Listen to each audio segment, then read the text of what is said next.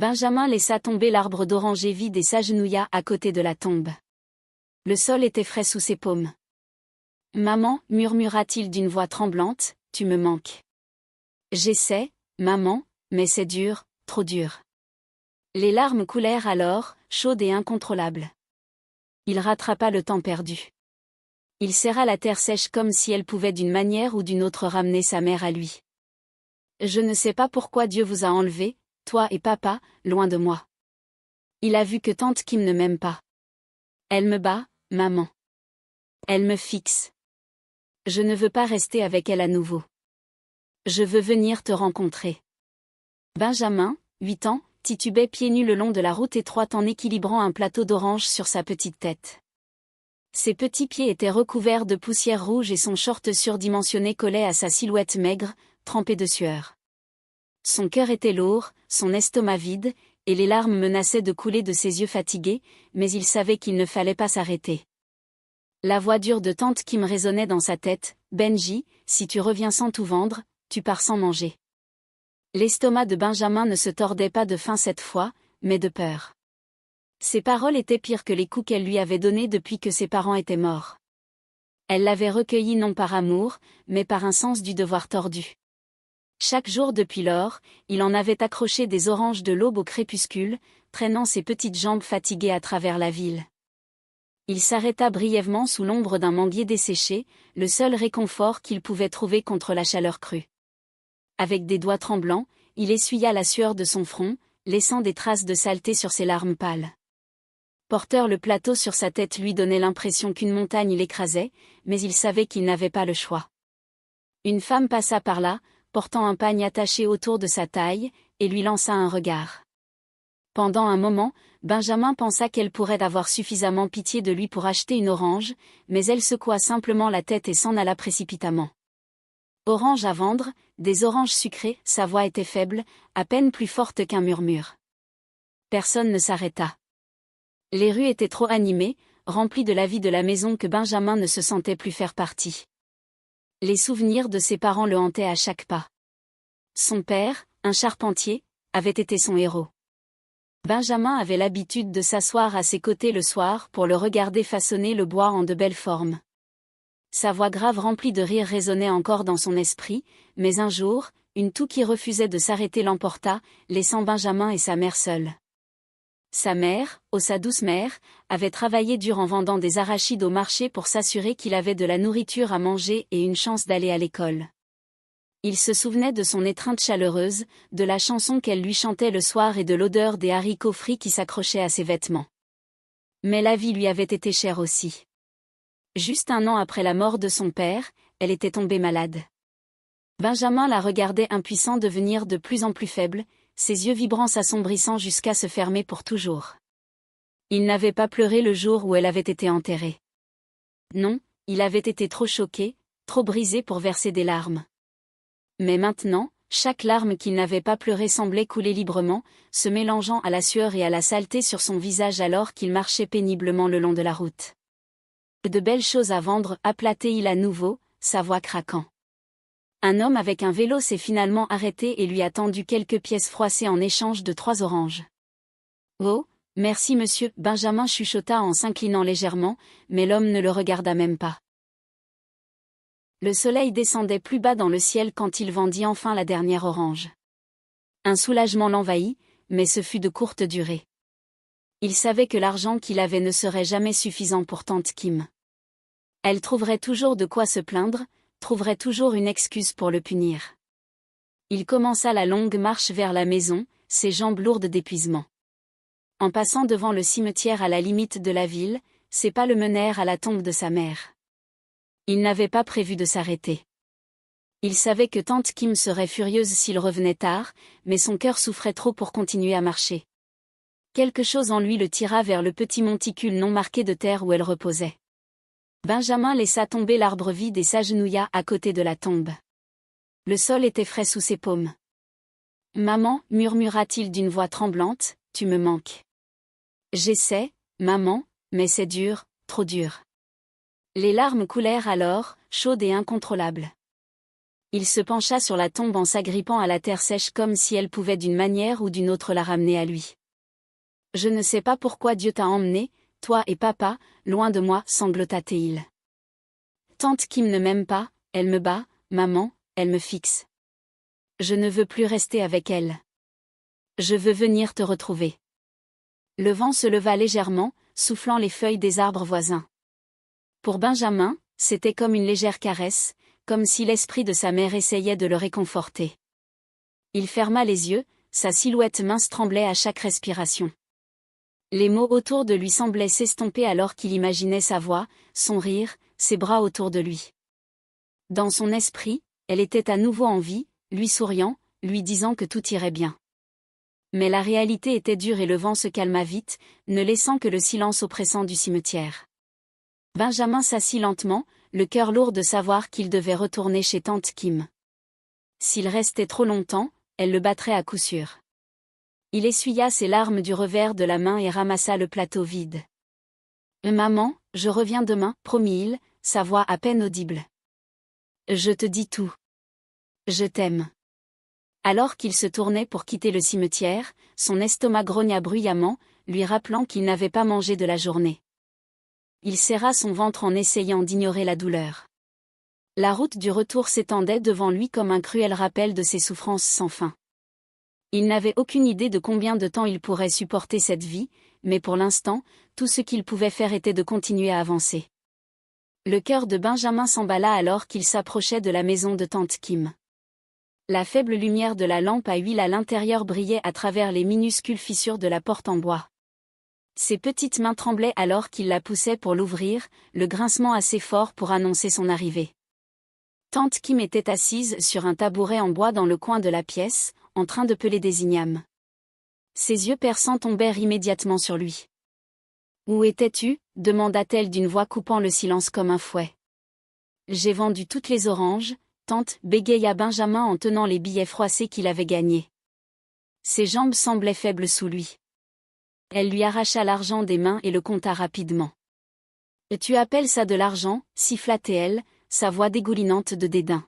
« Tu penses que je t'ai envoyé juste pour ramper ici tard avec ce petit changement ? J'ai tout vendu, ma tante, l'argent est complet, murmura Benjamin, sa voix se brisant. Il ne savait pas quoi dire d'autre. Il avait fait de son mieux, mais son mieux n'était jamais suffisant pour elle. Avant qu'il ne puisse réagir, elle attrapa la canne posée à côté de son tabouret et se leva. La peur dans les yeux de Benjamin fut immédiate et il recula lentement, mais la petite pièce ne lui laissait aucun espace pour s'échapper. « Et toi, petit paresseux et inutile » cria-t-elle en balançant la canne sur lui. Le premier coup atterrit sur son dos, tranchant et douloureux. Il cria, mais elle ne s'arrêta pas. Encore et encore, la canne rencontra son corps fragile, chaque coup le poussant plus près de la limite de sa force. Au moment où elle s'arrêta, Benjamin était sur le sol, pris en boule, son petit corps tremblant de sanglots silencieux. Tante Kim jeta la canne de côté et cracha par terre, le visage tordu de colère.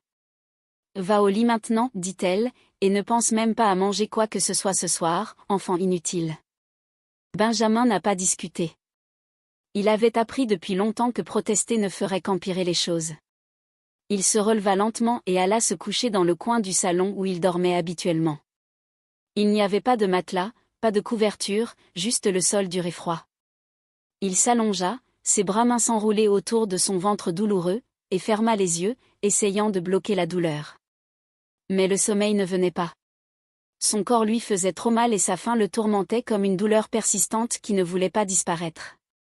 La maison était silencieuse maintenant, à l'exception du grincement occasionnel du bois tandis que le vent soufflait dehors. Il pouvait entendre tante Kim ronfler faiblement depuis sa chambre, un son qui le remplissait d'un mélange de soulagement et de ressentiment. Alors que la nuit s'éternisait, la faim de Benjamin devint insupportable. Il ne se souvenait plus de la dernière fois qu'il avait mangé un vrai repas.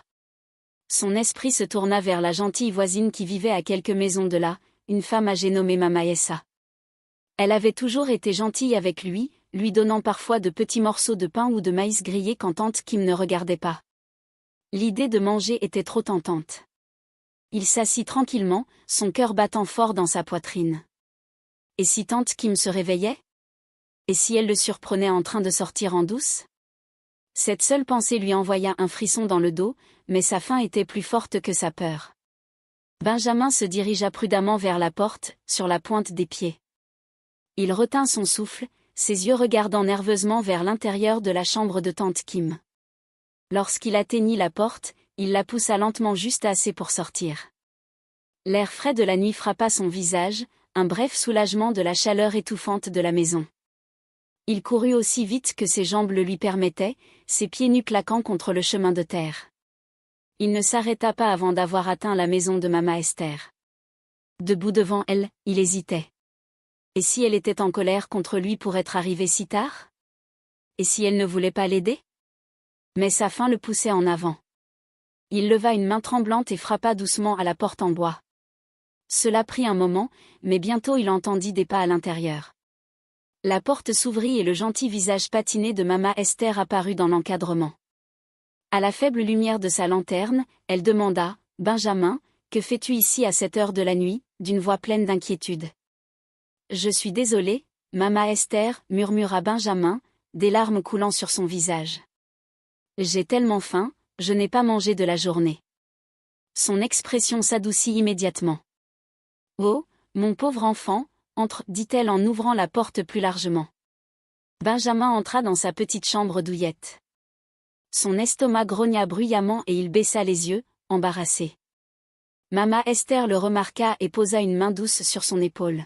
« Assieds-toi, Benji, laisse-moi te chercher quelque chose à manger, dit-elle doucement. Il s'assit sur un petit tabouret en bois près de la table, ses yeux suivant chacun de ses mouvements alors qu'elle découvrait le pot et prenait un morceau de yam. Elle ajouta un peu de ragoût et plaça l'assiette devant lui. « Tiens, mon enfant, dit-elle d'une voix tendre. » Benjamin n'avait pas besoin qu'on le lui dise 2 fois. Il ramassa la nourriture avec ses mains tremblantes et commença à manger, des larmes coulant sur son visage tandis que le délicieux repas remplissait son estomac vide. Ce n'était pas seulement la nourriture, c'était la gentillesse, le sentiment d'être pris en charge, même si ce n'était que pour un instant. Maman Esther le regarda tranquillement, ses yeux remplis de tristesse. Elle avait vu comment tante Kim traitait le garçon, mais elle se sentait impuissante à intervenir. Pourtant, elle faisait le peu qu'elle pouvait pour lui rendre la vie un peu plus facile. Quand Benjamin eut fini de manger, il leva les yeux vers elle, ses yeux rouges et gonflés à force de pleurer. « Merci, maman, » murmura-t-il, « merci beaucoup. » Elle sourit doucement et posa une main sur sa tête. « Et tu es toujours le bienvenu ici, Benji. Tu es un bon garçon et Dieu voit tes difficultés. Il te fera une voix, mon enfant. » Les mots apportèrent une petite mesure de réconfort à son cœur douloureux. Pour la première fois ce jour-là, il sentit une lueur d'espoir, bien que faible. Mais il savait qu'il ne pourrait pas rester si tante Kim se réveillait et le trouvait absent. La punition serait encore pire. À contre-séhur, il se leva. « Je dois y aller maintenant, » dit-il, sa voix remplie de regret.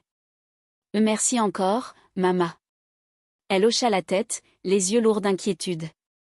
« Fais attention, Benjamin, et souviens-toi que tu peux toujours venir me voir si tu as besoin de quoi que ce soit. » Il hocha la tête et sortit dans la nuit, l'estomac plein mais le cœur toujours lourd. La route du retour lui semblait encore plus longue, le poids de sa vie pesant sur lui comme jamais auparavant. Alors qu'il s'approchait de la maison, il s'arrêta, fixant la faible lumière venant de la fenêtre. Il ne savait pas combien de temps encore il pourrait supporter cette vie, mais pour l'instant, il n'avait pas le choix. Avec une profonde inspiration, il ouvrit la porte et entra. Le sol froid l'accueillit comme un vieil ennemi et Benjamin se rallongea une fois de plus, son corps endolori, son cœur lourd mais son estomac enfin plein. Alors que le sommeil commençait à le réclamer, son esprit erra vers ses parents, vers l'amour et la chaleur qu'il connaissait autrefois. Se sentir à nouveau comme ça, il ne savait pas, mais pour l'instant, tout ce qu'il pouvait faire était de survivre. Benjamin se réveilla le lendemain matin au son familier de tante Kim qui criait son nom. Son corps était endolori à cause des coups qu'il avait reçus la nuit précédente, mais il se força à se lever. Il savait qu'il ne fallait pas la faire attendre. « Benji, tu ferais mieux de venir ici maintenant, paresseux » cria-t-elle. Benjamin chancela en se frottant les yeux fatigués. Il se tenait là, avec un plateau d'oranges dans ses mains. « Prends ça et va les vendre » et n'ose pas revenir sans avoir tout vendu, ordonna-t-elle en lui fourrant le plateau dans ses petites mains. Si tu penses que le passage à tabac d'hier soir était mauvais, et c'est moi aujourd'hui. Oui, tante, chuchota Benjamin, sa voix à peine audible. Il ajusta le plateau sur sa tête et sortit dans le soleil du matin. Le poids des oranges n'était rien comparé au poids dans son cœur. Alors qu'il errait dans les rues poussiéreuses du village, il appelait faiblement « Oranges à vendre, de bonnes oranges », mais les villageois le dépassaient sans un second regard. Il essaya plus fort d'élever la voix, mais cela n'aida toujours pas. La journée s'éternisa et pas une seule orange ne fut vendue. À midi, le soleil était haut dans le ciel, frappant sans pitié. La gorge de Benjamin était sèche et son estomac se tordait de faim. Ses pieds étaient lourds et ses jambes tremblaient d'épuisement. Il trouva un endroit ombragé sous un arbre et posa le plateau. Les larmes coulaient de ses yeux. « Que vais-je faire ?» se murmura-t-il à lui-même. Il savait que tante Kim n'écouterait pas les excuses. Elle le battrait à nouveau, peut-être même plus fort cette fois. La peur de rentrer chez lui sans avoir vendu les oranges le consumait. Benjamin pensait à sa mère. Il avait besoin d'elle, de sa chaleur, de son amour, de ces mots gentils qui le faisaient toujours se sentir mieux. Mais il était tout seul, incapable de retenir ses larmes plus longtemps. Benjamin ramassa le plateau et commença à marcher vers le cimetière.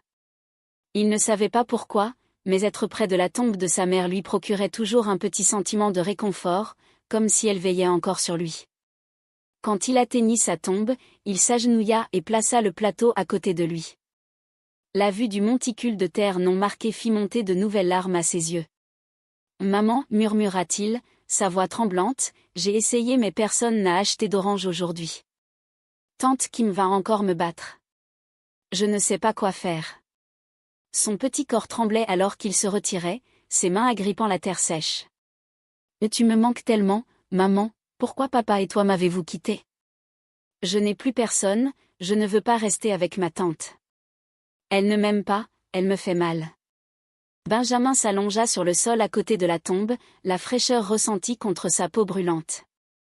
Alors qu'il fermait les yeux, il murmura « Maman, s'il te plaît, aide-moi.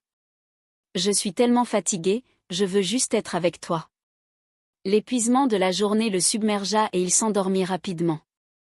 Les mots autour de lui s'estompèrent alors qu'il rêvait de temps meilleurs, du rire de sa mère et des bras forts de son père le soulevant haut dans les airs. Dans son rêve, ils étaient tous ensemble à nouveau, heureux et en sécurité. Mais quand Benjamin se réveilla, la chaleur de son rêve fut remplacée par la dure réalité du cimetière. Le soleil était descendu plus bas dans le ciel. Il s'assit lentement en se frottant les yeux et se tourna pour ramasser son plateau. Ce qu'il vit le fit geler. Les oranges étaient parties. Son cœur se serra alors qu'il regardait le plateau vide. « Non, non, non, » murmura-t-il, la panique montant dans sa poitrine. Où sont-elles? Où sont-elles allées? Il regarda autour de lui frénétiquement, mais il n'y avait aucun signe des oranges nulle part. Puis quelque chose d'autre attira son attention, un petit paquet de billets de banque posé soigneusement dans le plateau. Ses mains tremblaient alors qu'il le ramassait. Il compta l'argent et réalisa que c'était le montant exact qu'il aurait gagné s'il avait vendu toutes les oranges.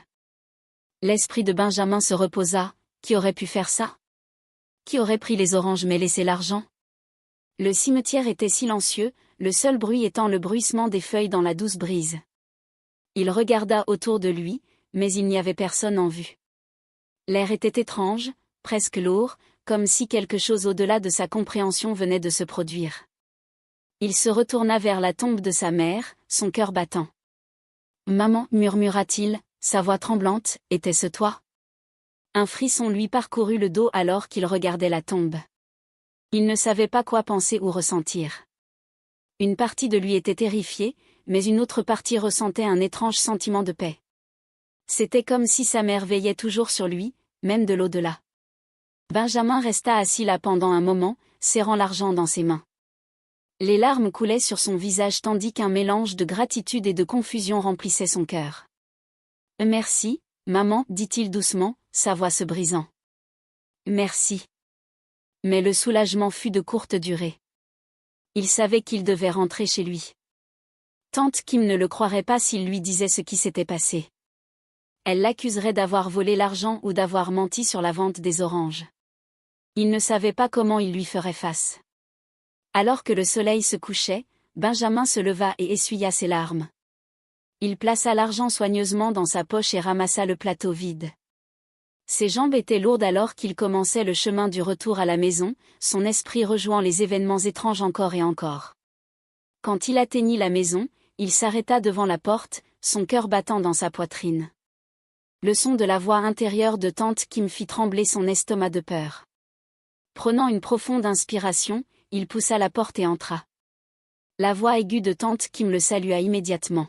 « Benji, tu es encore en retard. As-tu tout vendu ?» Benjamin hocha rapidement la tête en tendant l'argent. « Oui, tante, j'ai tout vendu, dit-il en essayant de garder sa voix stable. Elle lui arracha l'argent des mains et le compta, ses yeux se plissant tandis qu'elle inspectait les billets. « Au moins, tu n'es pas revenu les mains vides cette fois-ci, marmonna-t-elle. Maintenant, va nettoyer la cuisine, tu es inutile pour autre chose. » « Oui, tante, répondit Benjamin, le soulagement l'envahissant. Pour une fois, elle ne l'avait pas battu. Mais son esprit était toujours en train de courir, essayant de donner un sens à ce qui s'était passé au cimetière. Alors qu'il frottait le sol de la cuisine ce soir-là, il ne pouvait pas se débarrasser du sentiment que quelque chose d'extraordinaire s'était produit. Il ne savait pas comment ni pourquoi, mais au fond de lui, il sentait que sa mère avait en quelque sorte répondu à ses appels à l'aide. Et pour la première fois depuis longtemps, Benjamin sentit une petite lueur d'espoir dans son cœur. Peut-être, juste peut-être, qu'il n'était pas aussi seul qu'il le pensait. Le lendemain matin, Benjamin se réveilla en se sentant plus faible que d'habitude. Son estomac grogna bruyamment, un rappel douloureux qu'il n'avait pas eu un repas convenable depuis quelques jours. Il avait du mal à se lever du sol dur, son corps lui faisait mal à cause de l'épuisement, des coups, de la faim, de la peur. C'était trop pour sa petite silhouette à supporter. « Benji, viens ici maintenant, cria tante Kim. Benjamin chancela en se frottant les yeux fatigués. Il se tenait là, avec un plateau d'oranges dans ses mains. « Prends ça et va les vendre, et n'ose pas revenir sans avoir tout vendu, ordonna-t-elle en lui fourrant le plateau dans ses petites mains. Si tu penses que le passage à tabac d'hier soir était mauvais, et c'est moi aujourd'hui. Oui, tante, chuchota Benjamin, sa voix à peine audible. Il ajusta le plateau sur sa tête et sortit dans le soleil du matin. Le poids des oranges n'était rien comparé au poids dans son cœur. Alors qu'il errait dans les rues poussiéreuses du village, il appelait faiblement, « Oranges à vendre, de bonnes oranges », mais les villageois le dépassaient sans un second regard. Il essaya plus fort d'élever la voix, mais cela n'aida toujours pas. La journée s'éternisa et pas une seule orange ne fut vendue. À midi, le soleil était haut dans le ciel, frappant sans pitié. La gorge de Benjamin était sèche et son estomac se tordait de faim. Ses pieds étaient lourds et ses jambes tremblaient d'épuisement. Il trouva un endroit ombragé sous un arbre et posa le plateau. Les larmes coulaient de ses yeux. « Que vais-je faire ?» se murmura-t-il à lui-même. Il savait que tante Kim n'écouterait pas les excuses. Elle le battrait à nouveau, peut-être même plus fort cette fois. La peur de rentrer chez lui sans avoir vendu les oranges le consumait. Benjamin pensait à sa mère. Il avait besoin d'elle, de sa chaleur, de son amour, de ses mots gentils qui le faisaient toujours se sentir mieux. Mais il était tout seul, incapable de retenir ses larmes plus longtemps. Benjamin ramassa le plateau et commença à marcher vers le cimetière. Il ne savait pas pourquoi, mais être près de la tombe de sa mère lui procurait toujours un petit sentiment de réconfort, comme si elle veillait encore sur lui. Quand il atteignit sa tombe, il s'agenouilla et plaça le plateau à côté de lui. La vue du monticule de terre non marqué fit monter de nouvelles larmes à ses yeux. « Maman, murmura-t-il, sa voix tremblante, j'ai essayé mais personne n'a acheté d'orange aujourd'hui. Tante Kim va encore me battre. Tante Kim ne m'a rien donné à manger. Je ne peux même pas vendre ces oranges parce que je n'ai pas la force. J'aimerais que tu sois là, maman. J'aimerais que tu puisses m'aider. » Ses épaules tremblaient alors qu'il pleurait, ses petites mains agrippant à nouveau la terre. La faim et la tristesse l'envahirent, et peu de temps après, il s'allongea sur le sol frais, se recroquevillant à côté de la tombe. La brise souffla les feuilles des arbres voisins et il ferma les yeux, laissant l'épuisement prendre le dessus. Quand Benjamin se réveilla, il s'assit lentement en se frottant les yeux et se tourna pour regarder le plateau à côté de lui. Son cœur fit un petit bond. Les oranges avaient à nouveau disparu. Son plateau, qui était plein à son arrivée, était maintenant vide. Tout comme la veille, un petit paquet de billets froissés était soigneusement posé dans le plateau. Sa main tremblante le ramassa et il compta l'argent. C'était exactement le montant qu'il aurait gagné s'il avait vendu toutes les oranges. Mais cette fois, il y avait autre chose à côté de la tombe, sur un rocher plat, une assiette de riz fumant avec un gros morceau de poisson frit. L'arôme remplit l'air, faisant saliver instantanément Benjamin. Son estomac grogna bruyamment et ses yeux s'écarquillèrent de choc. Il regarda autour de lui, son cœur battant. Il n'y avait personne en vue. Le cimetière était silencieux, à l'exception du faible bruit des feuilles dans la brise. Il se retourna vers l'assiette, son esprit rempli de questions. « Qui a mis ça ici ?» murmura-t-il à lui-même, sa voix tremblante. « Maman, était-ce toi ?» La vue de la nourriture le remplit à la fois de peur et d'émerveillement. Il ne comprenait pas comment c'était possible, mais sa faim était plus forte que sa confusion. Il tendit les mains tremblantes et prit l'assiette. Le riz était chaud, parfaitement cuit avec une sauce riche, un arôme d'épices et de tomates. Benjamin hésita un instant, ses yeux parcourant le cimetière, mais il n'y avait personne, juste lui, l'assiette de nourriture et la tombe de sa mère. Il murmura doucement « Merci, maman » et commença à manger. La première bouchée remplit sa bouche d'une explosion de saveur et il ne put arrêter les larmes qui coulèrent sur ses joues. Cela faisait si longtemps qu'il n'avait pas goûté quelque chose d'aussi délicieux et satisfaisant. Chaque bouchée était comme un cadeau, un petit moment de réconfort au milieu de sa douleur. Alors qu'il mangeait, il sentit une chaleur dans sa poitrine, une sensation qu'il ne pouvait pas expliquer. C'était comme si sa mère était là avec lui, veillant sur lui, s'assurant qu'il allait bien. La peur qu'il avait ressentie quelques instants plus tôt s'estompa et fut remplacée par un étrange sentiment de paix. Lorsqu'il eut terminé sa nourriture, il remit l'assiette vide sur le rocher et s'assit tranquillement pendant un moment.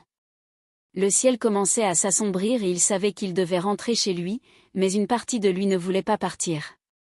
Assis près de la tombe de sa mère, il se sentait en sécurité, aimé, des sentiments qu'il n'avait pas ressentis depuis si longtemps. Finalement, il se leva et ramassa le plateau avec l'argent à l'intérieur. « Merci, maman » murmura-t-il à nouveau, sa voix remplie d'émotion. « Je ne sais pas comment, mais je sais que tu m'aides. Je t'aime. » Alors qu'il rentrait chez lui, son esprit était rempli de questions. Qui laissait l'argent et la nourriture? Était-ce vraiment l'esprit de sa mère ou quelqu'un veillait-il secrètement sur lui? Cette pensée le réconfortait et l'effrayait à la fois. Il ne savait pas quoi croire, mais une chose était sûre, quelque chose d'extraordinaire se produisait et cela le maintenait en vie.